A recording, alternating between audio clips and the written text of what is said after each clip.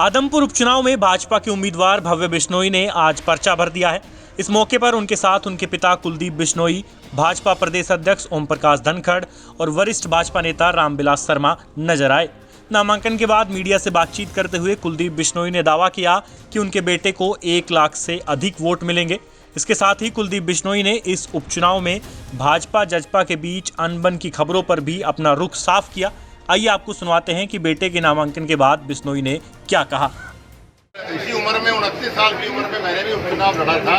इसी प्रकार मेरे पिताजी और मैं नॉमिनेशन फाइल करने गए थे।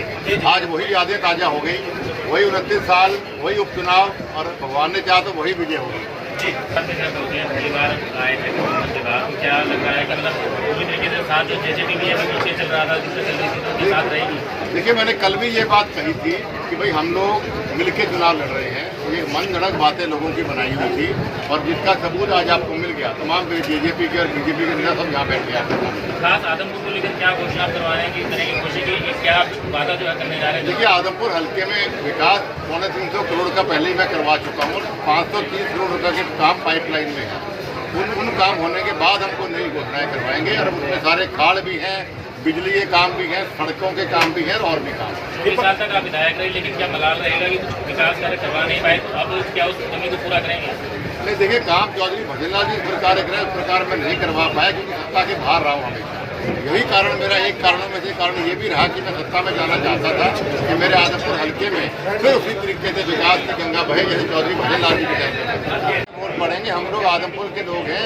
मेरी कर्म भूमि, मेरी जन्मभूमि दोनों आदमपुर है और भव्य कर्म भूमि आदमपुर है। हमें किसी सर्टिफिकेट की जरूरत नहीं है।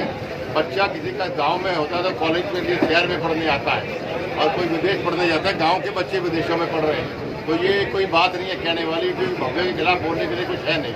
इस बात में कोई दम नहीं। थोड़ा अविश्वास है, अविश्वास को दोबारा कैसे विश्वास में आपके समर्थकों में थोड़ा सा अविश्वास है, तो नाराजगी भी है, तो नाराजगी नहीं, कहीं कोई नाराजगी नहीं है। छोटी मोटी नाराजगी होती है, कोई खिलाफत नहीं हो सकती। नाराज तो भाई भाई से भी हो सकता है, पर खिलाफ दुश्मन से होता है।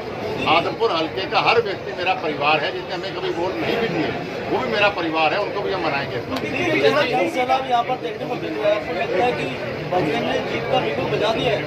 बहुत, और मैं समझता हूँ जो कल हमें टारगेट मिला 1 लाख प्लस वोट का इस बार लेने का, उससे कहीं आगे हम जाएंगे। जनता का उत्साह देख के मुझे लगता है एक बाप के लिए उससे बड़ी बात क्या होती है। किसी के लिए भी, किसी के अंदर चौधरी भजनलाल जैसी महान शख्सियत हम देखते हैं, मेरे लिए बहुत गर्व और गौरव की बात है।